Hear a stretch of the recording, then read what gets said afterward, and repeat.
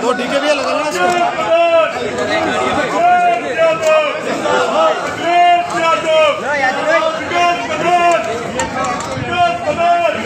Sir, सामने से sir,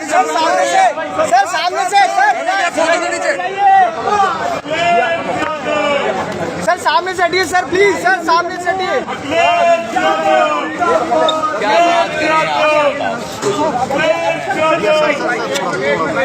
UP की अभी वोटर लिस्ट आई है, ये आप मान के चलिए, जब भारतीय जनता पार्टी मुद्दों से हारने लगती है तो वो इंस्टीट्यूशंस के पीछे छिप करके वॉर करती है। और इस समय इतने एक्सपोज्ड हैं, ईडी के नाम पर एक्सपोज्ड हैं, इनकम टैक्स के नाम पर एक्सपोज्ड हैं, सीबीआई के नाम पर एक्सपोज्ड हैं पूरी तरह। तब Bharatiya Janata party election commission से मिलकर के चुनाव लड़ रही है। और उत्तर प्रदेश के बाई इलेक्शन में लूट हुई थी, डकैती हुई थी, या उससे ऊपर कुछ कहोगे वो हुआ था।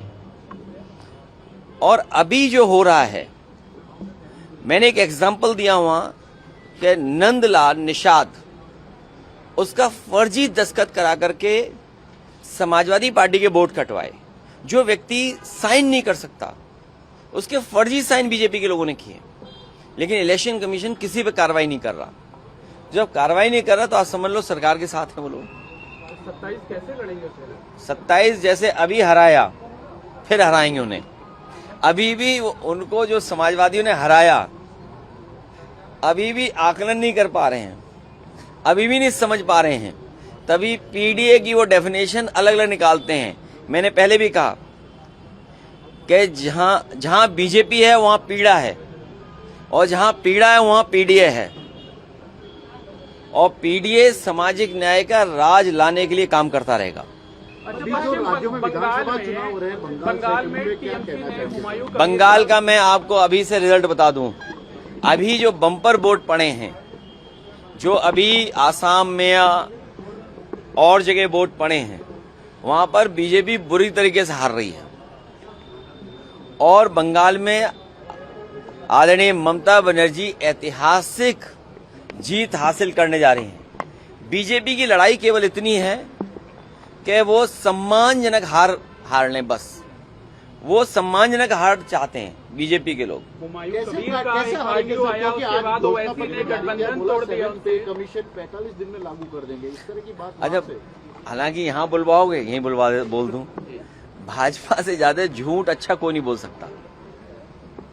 हुमायूं कबीर का टीएमसी ने एक ऑडियो जारी किया, उसके बाद ये बहुत सोच विचार के हम लोगों को निर्णय लेना पड़ेगा। और ये जिस किसी ने या जहां से भी ऑडियो आया है, ये बातें हम लोग पहले भी चर्चा में लाते थे, लेकिन ये अब साबित हो गया है कि बहुत सारी ताकतें सेकुलर फैब्रिक को, सेकुलर पॉलिटिक्स को, डेमोक्रेटिक पॉलिटिक्स को नुकसान पहुंचा रहे थे। सर, आज नीतीश कुमार जी राज्यसभा की शपथ ले चुके हैं, सम्मानजनक। हम सब लोग चाहते थे कि वो प्रधानमंत्री के रूप में रिटायर हों, लेकिन बीजेपी की साजिश षड्यंत्र से अब वो राज्यसभा के सांसद के रूप में रिटायर हो जाएंगे।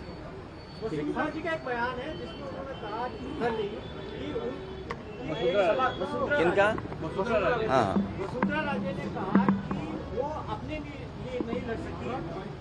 जनता के लिए क्या लड़ेंगे? मैं मन की बात कह दूं अपने। बिल्कुल। यहाँ की मुख्यमंत्री वसुंधरा राजे होती तो ज्यादा तरक्की होती।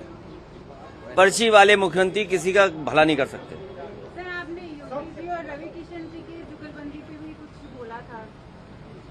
अब वो एक दूसरे की स्ट्रेस खत्म करते हैं, मैं इसके लिए क्या कर सकता हूँ।